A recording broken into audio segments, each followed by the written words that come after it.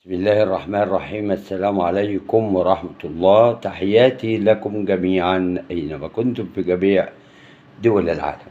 بصوا يا جماعة، الهدية دي هدية قيمة جدا جدا جدا جدا. دي ملة سرير فاخر، فاخر من الآخر. عارفين فاخر من الآخر يعني إيه؟ هقول لكم أنا.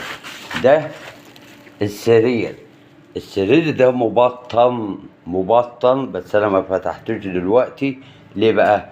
عشان خاطر لسه انا ما وضبتش عشان افرش الاوضه. تمام.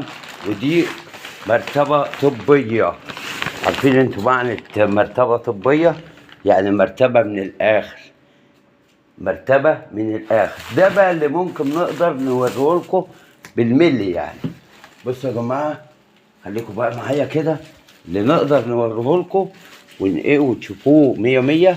ده ايه بقى؟ الجناب بتاع السرير كلها مبطنه اهيت. تمام، مبطنه. بصوا كلها مبطنه، مش من الايه العادي. بس صلى على النبي، حتى الحديد ده جامد يتحمل وزن تقيل. ده ايه بقى؟ الهديه اللي جت النهارده، سرير فاخر من الاخر. تمام، مرتبه طبيه تعجب. بص يعني بقول لكم ايه، ملهاش حل اقسم بالله. سرير تسلم ايديكوا يا ولادي، تسلم ايديكوا يا غاليين على قلبي، تسلم ايديكوا على اللي انتوا بتعملوه معايا. الله يديكوا ويرزقكوا بالصحة والستر وراحة البال، ويديكوا كل اللي بتتمنوه يا ولادي يا غاليين على قلبي. كلكم عارفين مين هم ولادي، مش عايزة كلام. اللي عملوا معايا الخير، بنتي الغالية اللي جابت لي فليزر، جابت لي غسالة، جابت لي سرير فاخر من الآخر ومعاه مرتبة طبية. جابت لي جابت غسالة وفليزر وبوتاجاز والسرير، وجابت لي موبايل، وجابت لي شبشب حمام، وجابت حاجات كتيرة قوي. بناتي اللي غاليين على قلبي، اللي انا عمري في حياتي ما انسى اللي هم بيعملوه معايا. ربنا يديهم كل ما يتمنوه من الله يا رب، ويدي لأي حد وقف جنبي وساعدني في يوم من الأيام. دي يا جماعة مش شحاتة، دي ربنا سبحانه وتعالى عشان راضي عني بيبعت لي ولاد الحلال اللي يقفوا جنبي ويساعدوني. انتوا عارفين لا ليا وظيفة ولا ليا معاش ولا ليا اي دخل خالص، الا القناة هي مصدر رزقي اللي انا بشتغل عليها وبكافح عشان ربنا يرزقني واعيش.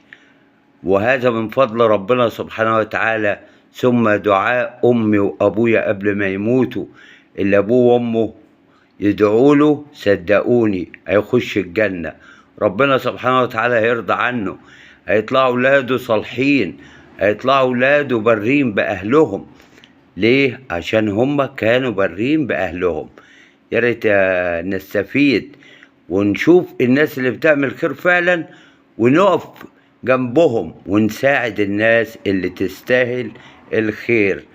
شكرا يا أغلى الناس على قلبي. بنتي الغالية حور بنت الإمارات، جهينة بنت سلطنة عمان، ولد جدة ابن المملكة السعودية، شرير الغالي. ربنا يوفقكم يا أولادي، ربنا يخليكم ليا، ربنا يخليكم دايما واقفين جنبي وتساعدوني، وربنا يجعله في ميزان حسناتكم ويزيدكم من نعيم الله. أقول لكم في رعاية الله يا أغلى الناس.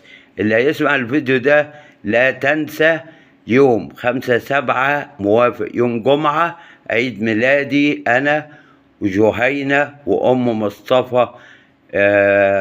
إن شاء الله الدعوة عامة، وإن شاء الله عيد ميلاد سعيد، وكل سنة وهم طيبين، وكل سنة وهم طيبين. شهر 7، كل شهر 7 كل سنة وانتم طيبين يا غاليين. والاحتفال بعيد الميلاد 5/7 موافق يوم جمعة. كل سنة وانتم طيبين يا أغلى الناس على قلبي.